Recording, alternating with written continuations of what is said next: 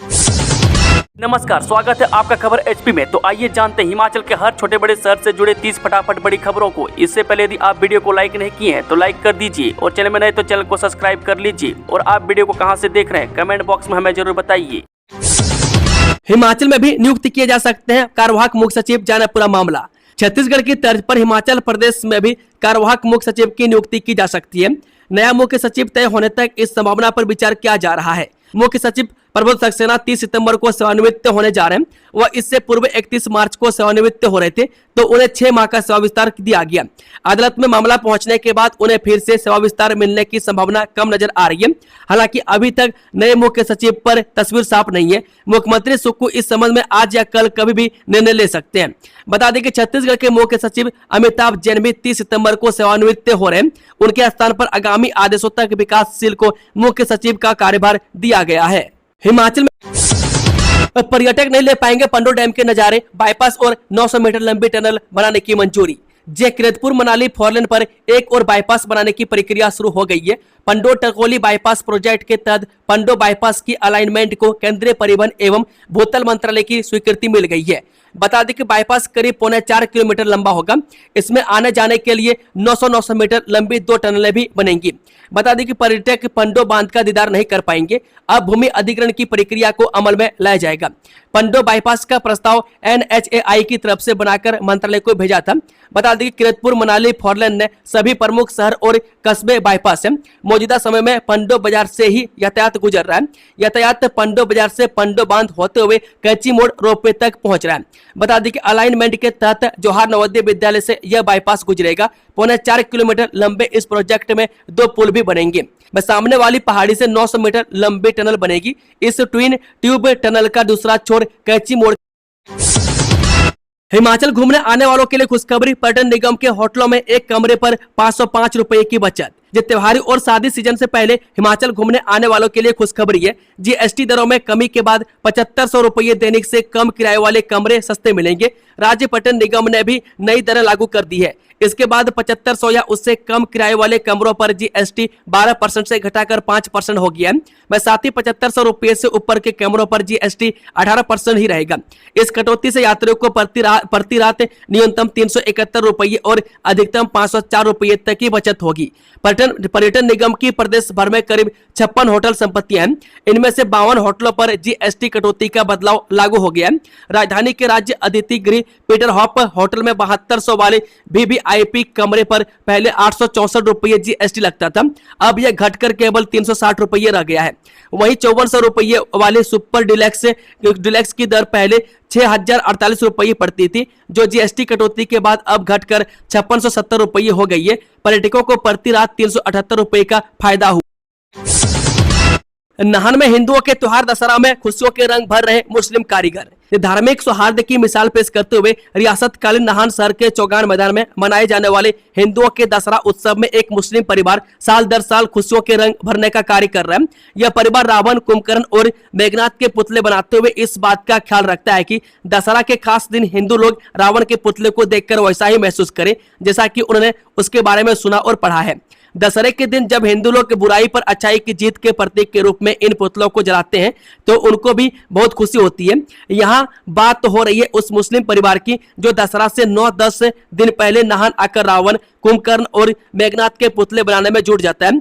उत्तर प्रदेश के जिला शामली के थाना कस्बा निवासी मोहम्मद सद्दाम और सलीम अहमद का परिवार पिछले कई साल से नाहन में मनाए जाने वाले दशहरा उत्सव के लिए रावण, मेघनाथ और कुंभकर्ण के पुतले तैयार कर रहा है। पश्चिमी विक्षोभ की सक्रियता से कई भागों में करवट बदल सकता है मौसम, बारिश के आसार। हिमाचल प्रदेश के कई भागों में मौसम फिर करवट बदल सकता है। मौसम विज्ञान केंद्र शिमला के अनुसार पश्चिमी विक्षोभ की सक्रियता से मौसम में बदलाव आने की संभावना है। विभाग के अनुसार राज्य के मध्य पर्वतीय कांगड़ा, मंडी, शिमला, सोलन व सिरमौर के 1-2 स्थानों पर आज हल्की बारिश हो सकती है। राजधानी शिमला में सुबह धूप खिली, लेकिन दोपहर से बादल छाए हुए हैं। मौसम विभाग के अनुसार पश्चिमी विक्षोभ की सक्रियता के चलते 4 अक्टूबर को मध्य व उच्च पर्वतीय 1-2 स्थानों पर बारिश का पूर्वानुमान है। वहीं 5 अक्टूबर को मैदानी, मध्य व उच्च पर्वतीय कुछ स्थानों पर बारिश होने के आसार है। 30 सितंबर से 3 अक्टूबर तक राज्य के सभी भागों में मौसम साफ रहने की। कोटला बड़ौग में नशा मुक्ति केंद्र के लिए 5 करोड़ 34 लाख रुपए मंजूर, जाने क्या बोले सीएम सुक्खू। जो सिरमौर जिले के कोटला बड़ोग में 100 बिस्तर वालों अत्याधुनिक नशा मुक्ति केंद्र के निर्माण की कवायद तेज हो गई है। मुख्यमंत्री सुखविंदर सुक्खू ने कहा कि इसके लिए 5 करोड़ 34 लाख रुपए मंजूर किए हैं। इसके अलावा मंडी, लाहौल स्पीति, चंबा, सोलन और सिरमौर जिलों में 5 नए नशा मुक्ति केंद्र स्थापित किए जा रहे हैं। दीर्घकालिक तैयारी के लिए राज्य सरकार नीति आयोग, पीजीआई और स्वास्थ्य विभाग के साथ मिलकर नशा निवारण एवं पुनर्वास के लिए कार्य योजना तैयार कर रही है। उन्होंने कहा कि सरकार ने नशीली दवाओं को दुरुपयोग पर अंकुश लगाने और नशे की लत से प्रभावित युवाओं को समाज की मुख्य धारा में वापस लाने के लिए रणनीति अपनाई है। यह रणनीति युवाओं में मादक द्रव्यों के सेवन को रोकने और पहले से नशे की लत में फंसे लोगों के पुनर्वास। आरोपी प्रवेश कुमार की निशानदेही पर हत्या में इस्तेमाल चाकू और रस्सी बरामद, जानपुर जानकारी। जय उपमंडल बंगाना की पंचायत बेरिया में हुए बहुचर्चित अंशिका हत्याकांड में पुलिस को बड़ी सफलता हाथ लगी है। हत्या आरोपी प्रवेश कुमार की निशानदेही पर पुलिस ने घटना में प्रयुक्त मर्डर वेपन, दोनों चाकू और रस्सी बरामद कर लिए हैं। बरामद हथियारों को फॉरेंसिक जांच के लिए भेजा गया है ताकि मामले में पुख्ता सबूत जुटाए जा सके। पुलिस पूछताछ के दौरान आरोपी प्रवेश ने चौंकाने वाले खुलासा किया। उसने बताया कि सबसे पहले उसने अंशिका का गला रस्सी से दबाकर हत्या की कोशिश की। आरोपी को लगा कि अंशिका की मौत हो गई है, लेकिन थोड़ी देर बाद वह होश में आ गई। इसके बाद आरोपी ने पास रखे चाकू से अंशिका का गला काटने का प्रयास किया, लेकिन वार पूरी तरह सफल नहीं हुआ। फिर उसने अपने साथ लाए दूसरे चाकू से गला काटकर वारदात को अंजाम दिया। फिर बाइक से पेट्रोल निकालकर सब। मोटी सैलरी फिर भी सेवन की स्पेलिंग सही नहीं लिख पाए मास्टर जी, 1000 की जगह लिखा थर्सडे। जो सिरमौर जिले की राजकीय वरिष्ठ माध्यमिक पाठशाला रोनहाट से कटा एक चेक सोशल मीडिया पर खूब वायरल हो गया है। इस चेक में गलतियों की भरमार है। जिसने भी यह चेक काटा है वह न तो 7 की स्पेलिंग सही लिख पाया है और न ही दूसरी स्पेलिंग ही सही लिखी है। मैं गलतियों की ऐसी भरमार है कि लोग सिर पीट रहे हैं। इससे जहां स्कूल और विभाग की तगड़ी फजियत हो रही। विक्रमादित्य सिंह पत्नी सहित पहली बार रामपुर में राजा दरबार पहुंचे, हुआ पारंपरिक स्वागत। कुल देवी के मंदिर में होगा अनुष्ठान। हिमाचल प्रदेश के लोक निर्माण एवं नगर नियोजन मंत्री विक्रमादित्य सिंह नवरात्र के दौरान सोमवार को पहली बार नवविवाहिता के साथ रामपुर स्थित राज दरबार में पहुंचे। नवविवाहित दंपति का रामपुर में पारंपरिक और भव्य स्वागत किया गया। उनकी पत्नी डॉक्टर अमरीन कौर भी पहली बार राज दरबार पहुंची। इस मौके पर पूर्व सांसद और प्रदेश कांग्रेस के अध्यक्ष राजमाता प्रतिभा सिंह भी मौजूद रही। विक्रमादित्य सिंह रामपुर के भद्रास पहुंचे। वहां स्थानीय लोगों और कांग्रेस कार्यकर्ताओं ने पारंपरिक वाद्य यंत्रों, फूल मालाओं और ढोल नगाड़ों के साथ उनका जोरदार स्वागत किया। पंचायतों में 2 अक्टूबर को होगी विशेष ग्राम सभा, बीपीएल चयन सहित इन मुद्दों पर होगी चर्चा। हिमाचल प्रदेश की पंचायतों में 2 अक्टूबर को विशेष ग्राम सभा रखी गई है। ग्राम सभा की बैठकें प्रदेश में भारी बरसात के कारण नहीं हो सकी थी। ऐसे में ग्राम सभा की बैठकों में बीपीएल यानी गरीबी रेखा से नीचे रहने वाले परिवारों की समीक्षा की जाएगी। इसके अलावा स्वच्छता, पंचायतों के विकास कार्य और आय व्यय को लेकर चर्चा होगी। जिन परिवारों की 50,000 रुपये वार्षिक से अधिक आय है और जिनके परिवार के सदस्य सरकारी, अर्ध सरकारी और निजी नौकरी करते हैं, पक्का मकान है, उन्हें बीपीएल से बाहर करने के निर्देश।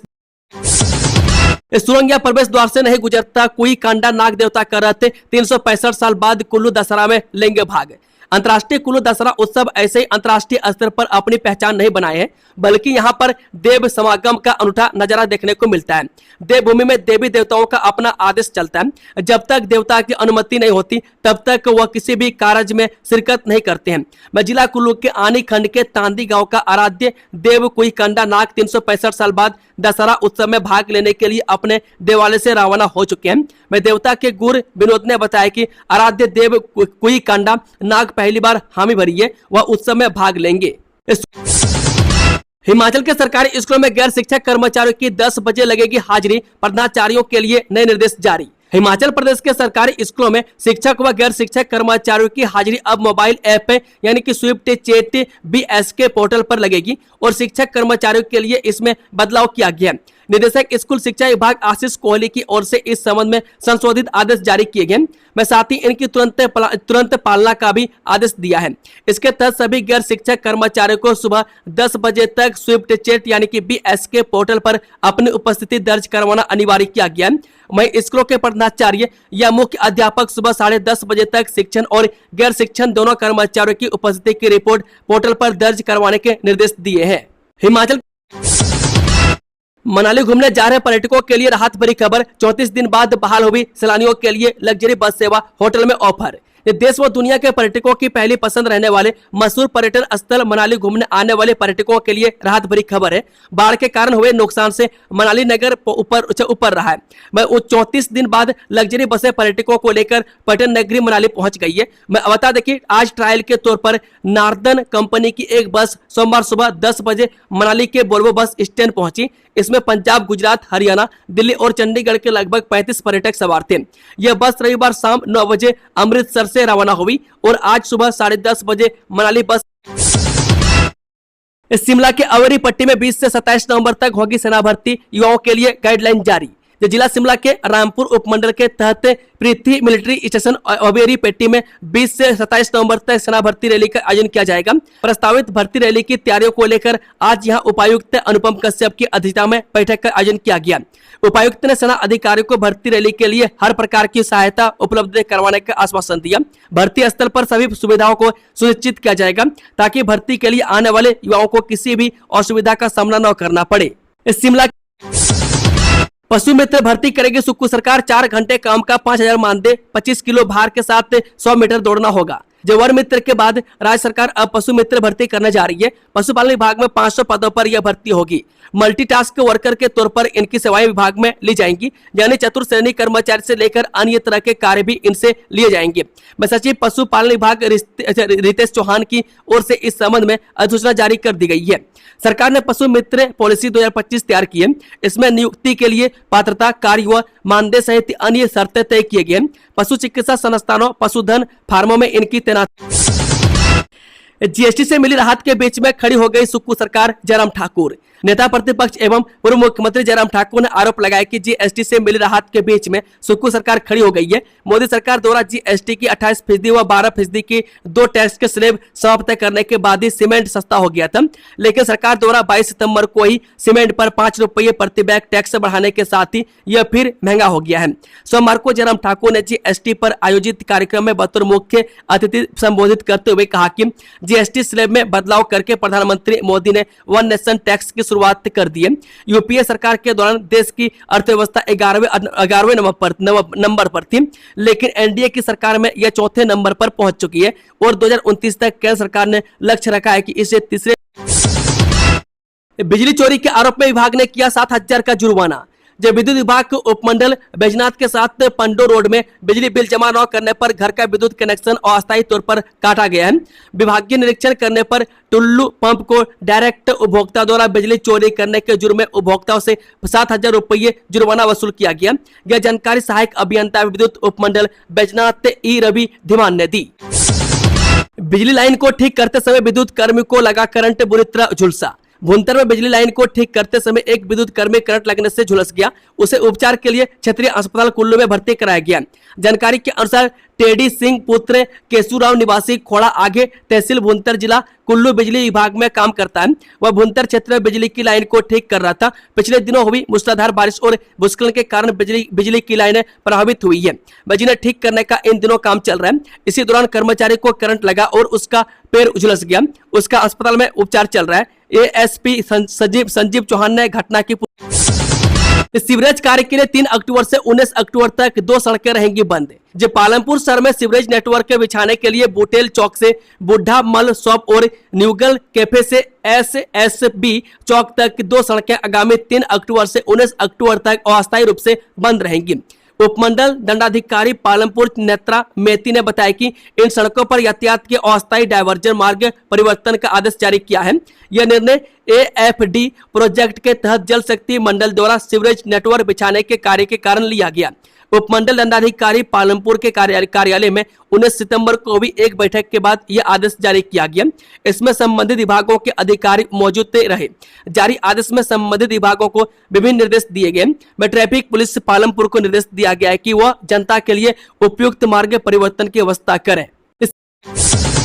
इस सपना हुआ साकार। हिमाचल सरकार की इस योजना से रोशन हुई हजारों जिंदगी। सरकार न केवल जरूरतमंद बच्चों व निराश्रित महिलाओं के जीवन में रोशनी भर रही है, अपितु उनके घर के सपनों को भी पूरा कर रही है, जिससे उन्हें घर मिल रहा है। राज्य सरकार द्वारा वर्ष 2023 में आरंभ की गई मुख्यमंत्री सुख आश्रय योजना आज हजारों जरूरतमंद बच्चों और निराश्रित महिलाओं के जीवन में नई रोशनी बनकर उभरी है। मुख्यमंत्री सुखविंदर सुक्खू की संवेदनशील पहल ने अब तक 4100 से अधिक बच्चों को चिल्ड्रन ऑफ द स्टेट के रूप में गोद लेकर उनके पालन पोषण और शिक्षा की संपूर्ण जिम्मेदारी उठाई है। योजना के तहत मकान निर्माण के लिए 3 लाख रुपए की सहायता का प्रावधान किया गया है। इस घटना के अंतर्गत अब तक 390 लाभार्थियों को 4,08,50,000 रुपए वितरित किए जा चुके हैं। इस आपदा राहत में रहन एनएसएस का बड़ा कदम, आपदा पीड़ितों के लिए राहत राशि की एकत्र। जे कामरेड रामचंद्र राजकीय वरिष्ठ माध्यमिक पाठशाला रहन के एनएसएस यानी कि राष्ट्रीय सेवा योजना स्वयंसेवियों ने एक अनुकरणीय सामाजिक पहल करते हुए हिमाचल प्रदेश में आई हालिया आपदा के पीड़ितों की सहायता हेतु राहत राशि एकत्रित की। यह पहल एनएसएस प्रभारी सुरेंद्र कुमार एवं नीलम के मार्गदर्शन में की गई। रेहन बाजार में स्वयंसेवियों ने जन सहयोग से कुल 11,000 रुपए की राशि एकत्र की, जिसे एक चेक के माध्यम से विद्यालय के प्रधानाचार्य डॉक्टर नरेंद्र कुमार को सौंपा गया। यह चेक आपदा पीड़ितों की सहायता के लिए प्रशासन को भेजा जाए। सचिव अभिषेक जैन ने महालत में निर्माणाधीन रेलवे अंडरपास का किया निरीक्षण। हिमाचल प्रदेश के लोक निर्माण, वित्त योजना, आर्थिक एवं सांख्यिकी विभाग के सचिव अभिषेक जैन ने ऊना के मलाहत में निर्माणाधीन रेलवे अंडरपास का निरीक्षण किया। इस अवसर पर राष्ट्रीय उच्च मार्ग और लोक निर्माण विभाग के वरिष्ठ अधिकारी भी उपस्थित रहे। इस दौरान अभिषेक जैन ने ऊना में चल रहे विभिन्न विकास कार्यों की प्रगति की समीक्षा की और निर्माण कार्य में गुणवत्ता तथा तेजी लाने के लिए संबंधित अधिकारियों को आवश्यक दिशा निर्देश दिए, ताकि सभी विकास कार्य तय समय सीमा के भीतर पूरे किए जा सके। अभिषेक जैन ने बताया कि ऊना विधानसभा क्षेत्र के मलाहत में लगभग 13 करोड़ रुपए की लागत से रेलवे अंडरपास का निर्माण किया जा रहा है। प्रदेश सरकार राज्य के संतुलित विकास के लिए प्रतिबद्ध, डॉक्टर सांडिल। सोलन विधानसभा क्षेत्र के असामती के आपदा प्रभावित 17 परिवारों के लिए आज का दिन विशेष रहा। मुख्यमंत्री सुखविंदर सुक्खू के निर्देश अनुसार प्रदेश के स्वास्थ्य एवं परिवार कल्याण, सामाजिक न्याय एवं अधिकारिता तथा सैनिक कल्याण मंत्री एवं सोलन के विधायक कर्नल डॉक्टर धनराम सांडिल ने इन परिवारों को अपना घर बनाने के लिए चिन्हित भूमि के स्वीकृति पत्र प्रदान किए। डॉक्टर सांडिल ने इस अवसर पर कहा कि आपदा में जिन परिवारों ने अपना सब कुछ खोया है उसकी भरपाई नहीं की जा सकती, किंतु प्रदेश सरकार अपने सीमित संसाधनों के साथ यह सुनिश्चित बना रही है कि प्रभावितों को रहने के लिए समुचित भूमि उपलब्ध हो सके। उन्होंने कहा कि प्रदेश सरकार राज्य के संतुलित विकास के लिए प्रतिबद्ध है और भारी वर्षा के कारण भीषण आपदा से प्रभावित परिवारों को अपने संसाधनों से समय पर राहत पहुंचाई जा रही है। डॉक्टर सांडिल आज यहां जिला राजस्व विभाग द्वारा आपदा विशेष राहत पैकेज के अंतर्गत चिन्हित परिवारों को भूमि आवंटन पत्र प्रदान किए जाने के लिए आयोजित समारोह की गोधन के संरक्षण के लिए प्रदेश सरकार प्रतिबद्ध, संजय अवस्थी। अर्की के विधायक संजय अवस्थी ने कहा कि गोधन के संरक्षण के लिए प्रदेश सरकार प्रतिबद्ध है।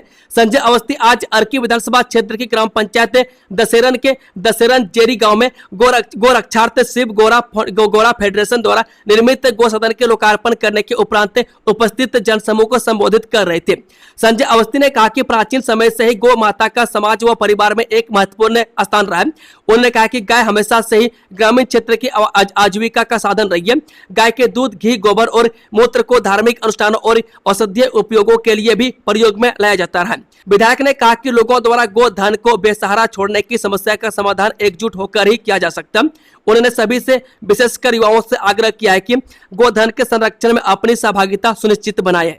गोधन के संरक्षण ऊना में बीते 2.5 वर्षों में सामाजिक सुरक्षा पेंशन के 22,602 नए मामले स्वीकृत। जरूरत के वक्त सरकार की मदद सिर्फ आर्थिक सहारा नहीं होती, यह लोगों के लिए सम्मानजनक जीवन जीने का भरोसा भी देती है। मुख्यमंत्री ठाकुर सुखविंदर सुक्खू के नेतृत्व में हिमाचल सरकार यही भरोसा और मजबूत कर रही है। इसी कड़ी में जिला ऊना में बीते 2.5 वर्षों में सामाजिक सुरक्षा पेंशन योजना के 22,602 नए मामले स्वीकृत किए गए। इसके साथ ही जिले में पेंशन धारकों की संख्या बढ़कर 70,093 हो गई है। इन पर प्रति वर्ष लगभग 82 करोड़ 93 लाख रुपए व्यय किए जा रहे हैं, जिससे वंचित वर्गों को न सिर्फ आर्थिक संबल बल्कि आत्मसम्मान के साथ जीवन जीने का अवसर मिल रहा है। जिला कल्याण अधिकारी ऊना आवास पंडित ने बताया कि प्रदेश में विभिन्न सामाजिक सुरक्षा पेंशन योजनाओं के तहत पात्र व्यक्तियों को उनकी आयु और श्रेणी के अनुसार प्रतिमाह पेंशन प्रदान की जा रही है। दोस्तों, खबरों का सिलसिला समाप्त होता है। अगर जानकारी पसंद आई तो वीडियो को लाइक, शेयर, चैनल को सब्सक्राइब जरूर कर लें।